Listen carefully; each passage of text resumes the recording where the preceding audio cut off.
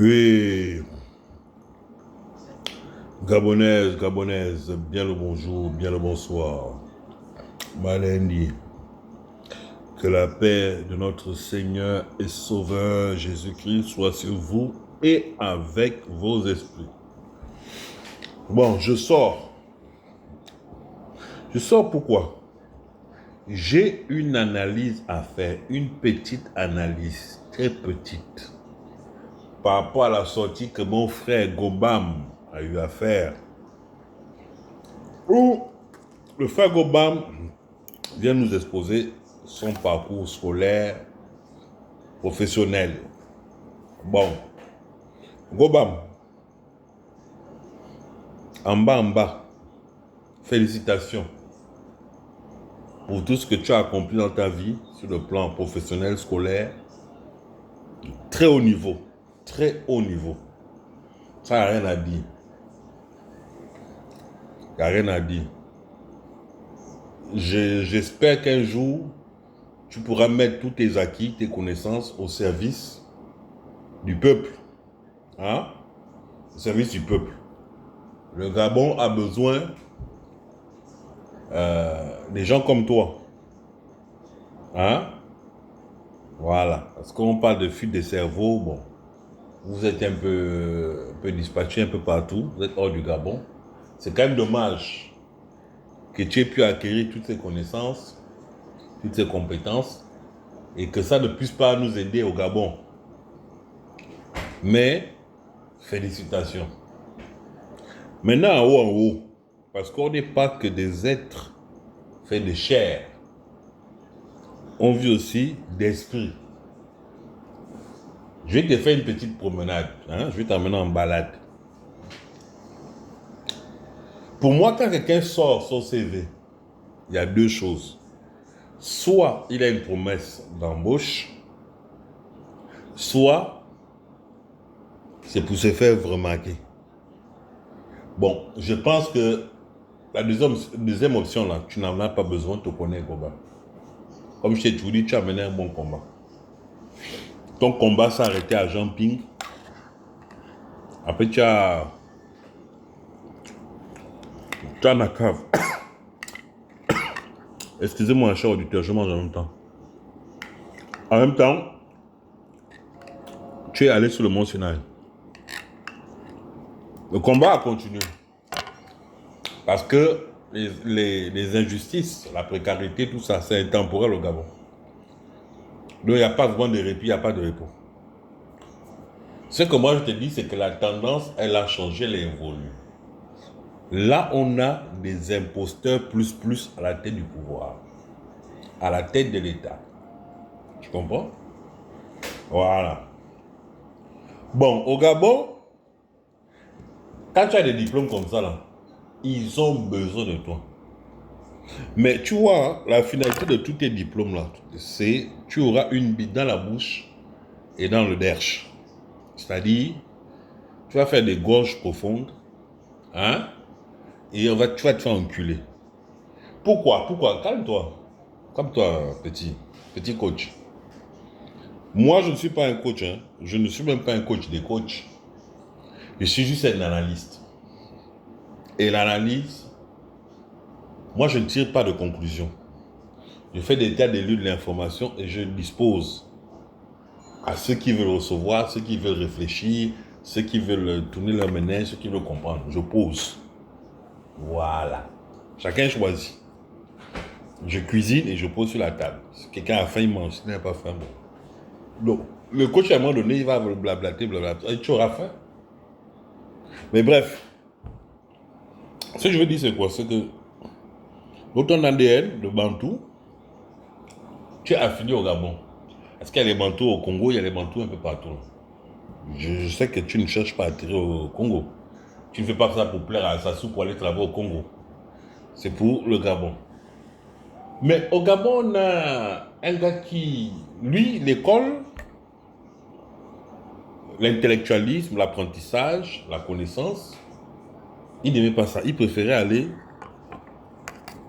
chasser et pêcher et cueillir les noisettes. Voilà, les noisettes, tout ça. Donc,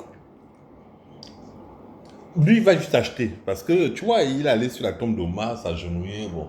Et Omar avec un diplôme. Omar est resté 42 ans au pouvoir. Il a démontré que ce n'est pas les diplômes qui fait que voilà. Les diplômes ont leurs limites. En tout cas, au Gabon, c'est la croix inversée. Hein? Voilà. Donc, Oligui au pouvoir, il est là pour 2 mandats. Donc, 14 ans. Tes diplômes là, l'âge que tu as là, si tu ne les mets pas en pratique, c'est de la vanité, on est d'accord. Tu as souffert pour rien. Tu as salivé pour rien. L'idée, c'est quand même que tu puisses avoir l'opportunité, voilà, de jouir, de l'usufruire de ton effort, ton labeur. Au Gabon, parce qu'au State, je pense que tu ne peux pas travailler là-bas en tant que biologiste. Je sais pas pourquoi là au State, c'est compliqué. Hein? Tu vas te faire des petits CDD, des machins, mais tu vas te retrouver en temps partiel, à arrondir les fins du mois avec le McDo, d'accord? Et cette étude de botaniste là. Bon, bref, de biologiste. Bon, ce que je veux dire, c'est quoi? Les deux choses que je disais, c'est soit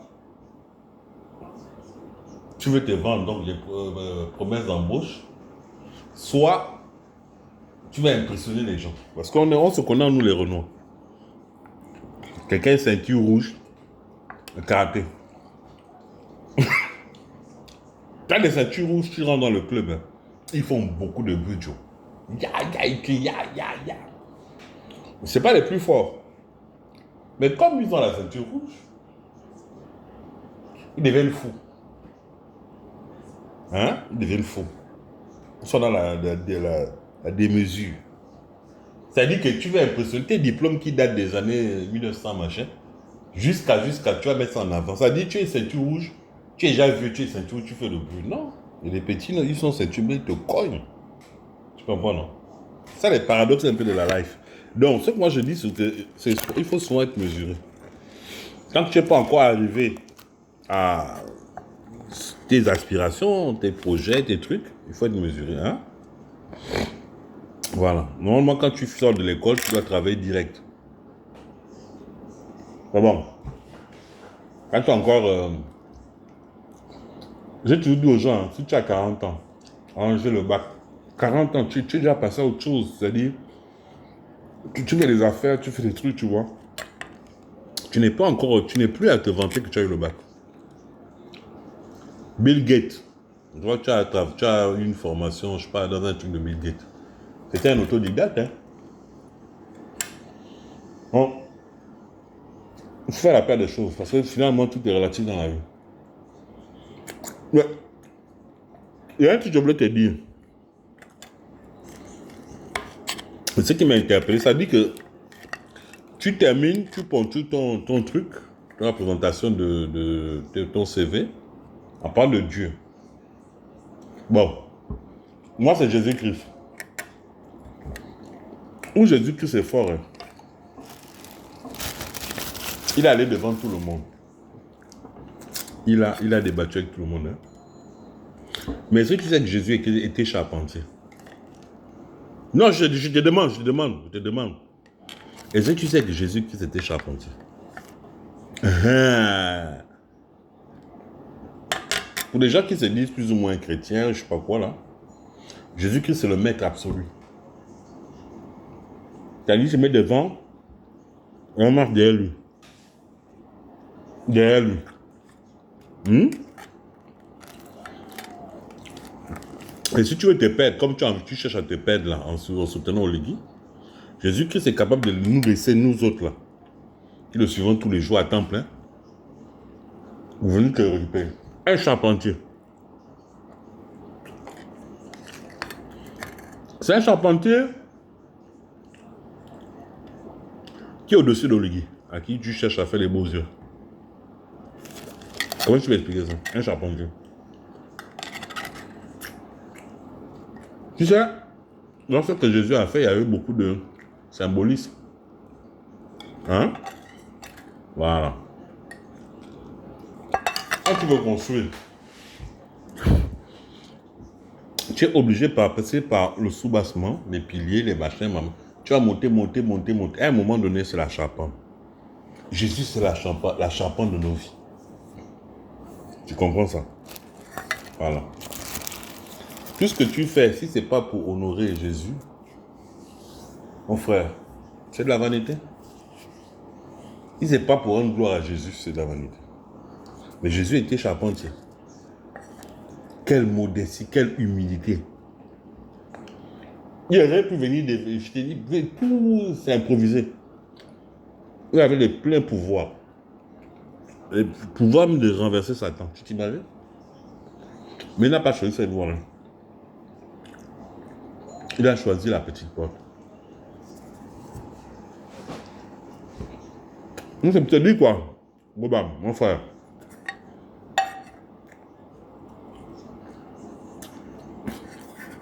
Et je vais arrêter de te parler. Je vais arrêter parce que tu risques de prendre ça comme si je cherchais à te nuire, te détruire. Non, c'est mon frère. C'est un gars intelligent. Mais je vais terminer justement en te disant, Bobam, l'intelligence, il faut le mettre au service du bien. Il ne faut pas flirter avec le malin. Le malin, il excelle dans son domaine. Il va toujours te niquer. Au Gabon, on ne veut pas comprendre ça. C'est pour ça que, jusqu'à preuve du contraire, et jusqu'aujourd'hui, je continue de se tenir au dos, ça parce qu'il est passif. C'est pas facile au Gabon, on est tout le temps sous le jeu de la tentation. On te met de l'argent, on te met les biens, on te met les femmes. C'est pas facile, on Gabonais, on se connaît. Nous là, on fait des trucs, c'est juste pour se faire voir. En vérité, hein, moi je ne suis pas comme ça. Je n'ai strictement rien à foutre. J'ai ma femme avec qui je suis depuis des années. Je ne regarde pas les autres femmes, je n'ai rien à foutre. Je respecte, mais ce que Dieu me donne, je sais me contenter de ça. Que ce soit bien ou que ce soit pas bien, moi je trouve mon bonheur là-dedans. Le reste ne m'intéresse pas. Ce qui m'intéresse, c'est venir dire la vérité aux corvaux, aux imposteurs, aux voleurs. C'est ça mon vrai travail. Sinon, j'ai une vie pleine. Hein. Je demanderai aux gens, je vis ma vie tranquillement, je ne me plains pas. Hein. Tu ne verras jamais un audio, oui, je suis malade, oui, on m'a voulu me tuer. Autant on vit même les mêmes pressions. Je reçois des messages, des trucs à la con. Je dis aux gens, venez, vous allez voir que je ne mens pas. Pas parce que je ne mens pas. Moi, je sais que on me connaît, vous me connaissez. Mais les gens qui viennent vous dire vos trucs là, ils vont vous parler d'une époque. Aujourd'hui, là, on est en 2026. Hein? Voilà. Celui qui dit qu'il n'est pas armé, c'est un trou du cul. C'est des armes. Et moi, je sais que je ne peux pas mener ce combat seul. J'ai besoin de mes frères et sœurs. J'ai besoin qu'ils soient conscients. Moi, je suis conscient, je suis aware, connecté. Oligila, les gens comme les Oligila, les Sassou, tout ce que vous parlez là, c'est la force. Ils sont bois par la force. Tant qu'on n'a pas, on n'a pas groupé. Et on va pas parler à âme égale, on va blablater, blabla. Les diplômes, les machins, moi je suis tel, j'ai l'argent, j'ai une piscine. Tout ça là, zéro. C'est un rapport de force qu'ils font. Et quand tu affrontes un adversaire, si tu n'es pas au niveau de l'adversaire, tu n'es pas au diapason de l'adversaire, tu vas monter, descendre. Il n'y aura rien. Et Dieu nous regarde, parce que Dieu aime les courageux. Comme je t'ai dit, Jésus a annoncé qu'au temps de la fin, il y aura des tribulations, il y aura beaucoup de choses. Il y aura la famine, les maladies, les pandémies, les machins, il y aura des guerres. Des nations vont te dresser contre des nations. Même au sein même des familles, on va plus se comprendre. Donc on ne peut pas aller à l'encontre de la prophétie du Christ. Donc à un moment donné, ce qu'on doit montrer au Lydie, à Satan, c'est que certes, on a eu peur à un moment donné parce qu'on nous ont traités, nous ont mis bien avec l'appui des colons, les gens comme les Macron. Mais on est Gabonais des coups, c'est notre terre. Pourquoi les Arabes sont craints? Les Arabes ont tout compris. Vous allez tous nous tuer. Tant qu'on n'aura pas cette mentalité-là, on veut venir avec les diplômes, les machins. On est des plaisantins. Tu n'impressionnes personne, tu impressionnes des villageois. Les vrais hommes là, ils savent ce qui doit se passer. faut qu'il y ait la confrontation. Le reste là, c'est blablabli, blablabli. C'était mal indiqué. Que Dieu bénisse le Gabon, vive le Gabon. Vive le Gabon libre.